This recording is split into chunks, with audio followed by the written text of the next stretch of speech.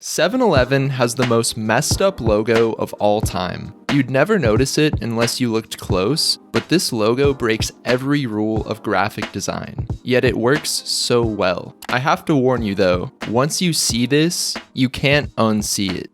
First off, take a look at the word 11. We have a capital letter, another capital letter, but at the very end rests a lowercase n. Why? YouTuber Will Patterson brilliantly points out the lowercase n goes with the curve of the 7, giving the logo a distinctive flow.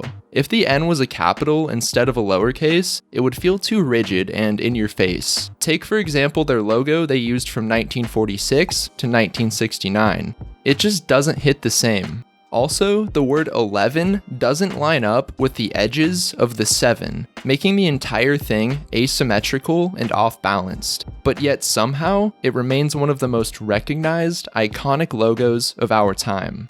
The craziest part about 7-Eleven, however, isn't their logo. It's how they started as a failing ice store. Selling giant blocks of ice you had to break up yourself. Today, 7-Eleven boasts over 81,000 locations, operates worldwide, and is almost a century old. But if it weren't for a low-level employee pitching a crazy idea to his boss, 7-Eleven as we know it wouldn't exist today.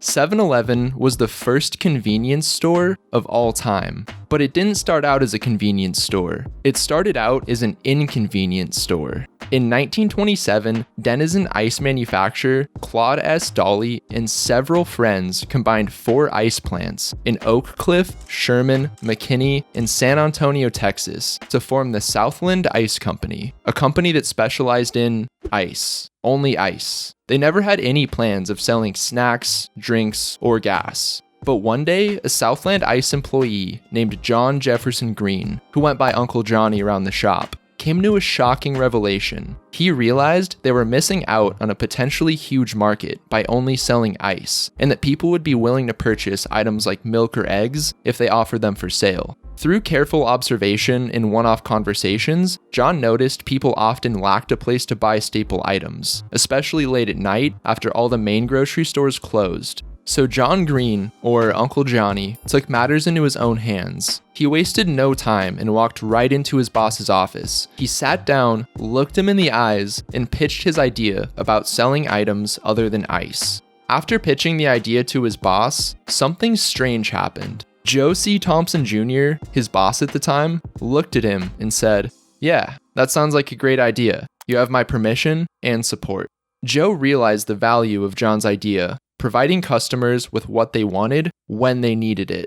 One of the founders and later president of Southland Ice, Joe began selling John's product line of staple grocery items at other ice stock locations. At the time, Southland had 8 ice plants and 21 retail ice stocks. Customers instantly became accustomed to this new, convenient way of shopping, and operations increased to 60 Southland-owned retail ice stocks within a decade. But this was just the beginning. In 1928, a manager named Jenna Lira returned home from a trip to Alaska and brought back with her a totem pole, which she placed in front of her store. The pole served as an accidental marketing tool for the company, as it attracted a ton of attention from customers. Soon, executives added totem poles in front of every store and changed the stores' names to Tote'm Stores, because customers toted away their purchases. The stores featured an Alaska Native-inspired theme.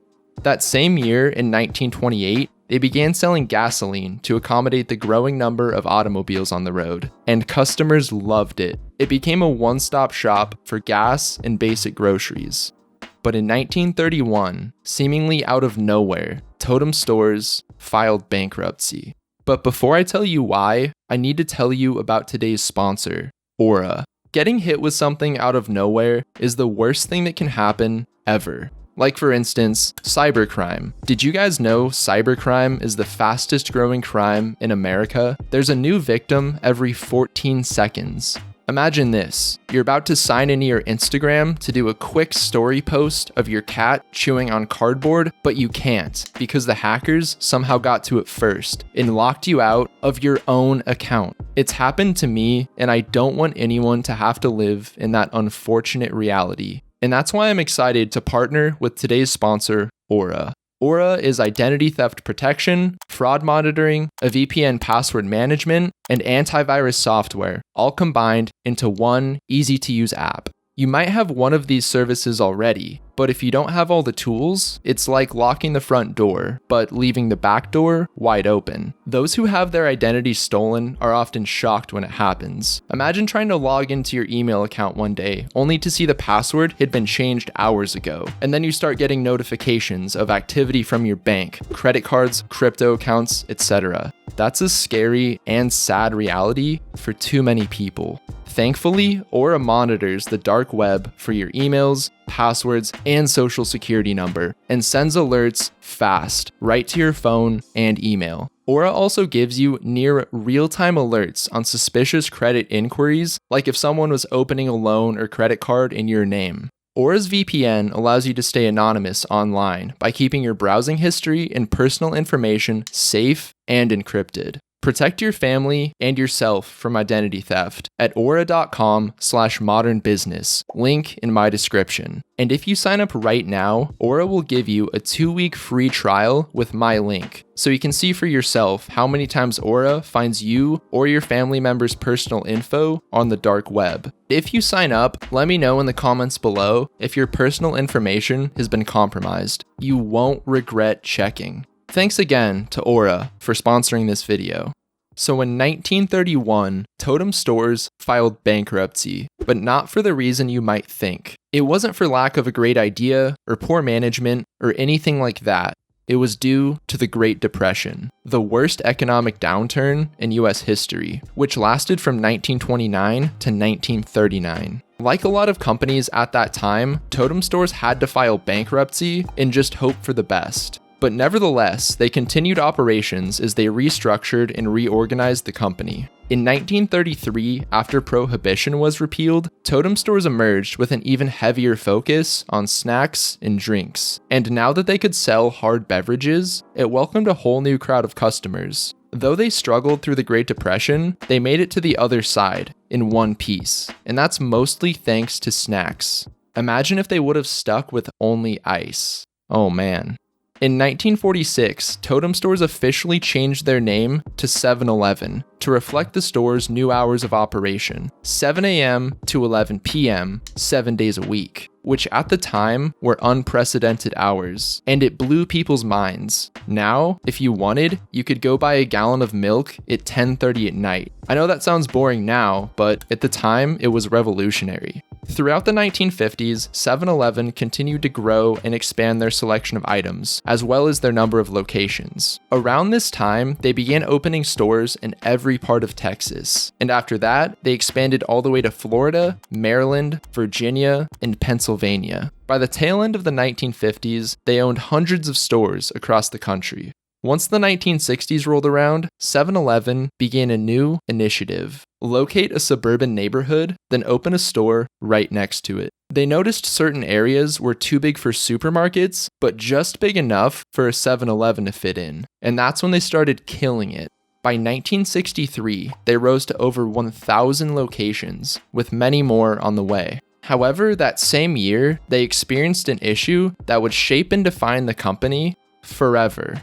One Friday night after a football game in Austin, Texas, a 7-Eleven located close to the University of Texas stayed so busy after a game, it couldn't close. There were too many customers who wanted to keep buying things, so the store just remained open. That night was their most successful of all time, and soon the store began staying open 24 hours every weekend. I bet the employees felt stoked about that. After executives caught wind of this amazing night, other 7-Elevens followed along, staying open around the clock. In 1966, after adjusting their store's hours to 24 hours a day, 7-Eleven launched their biggest product to date, their claim to fame, the Slurpee. Introduced in 1965 as Icy, 7-Eleven's ad team decided to relaunch the drink in their stores as the Slurpee, which is insane because I always thought they were two different companies, always competing with each other.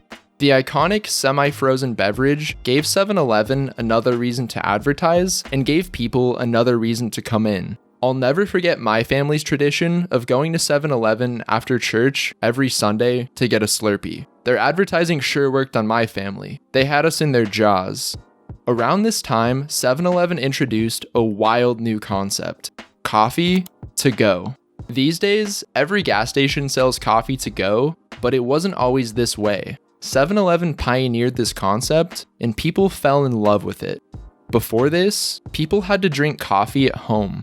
By the 1970s, 7-Eleven was known as home of the Slurpee, and operations grew to over 3,500 locations in the United States. They also went international by opening stores in Canada, and after this, they went south to Mexico and signed a licensing agreement to open a number of stores in the country. By 1974, they reached over 5,000 stores and continued their rapid international expansion overseas in Japan.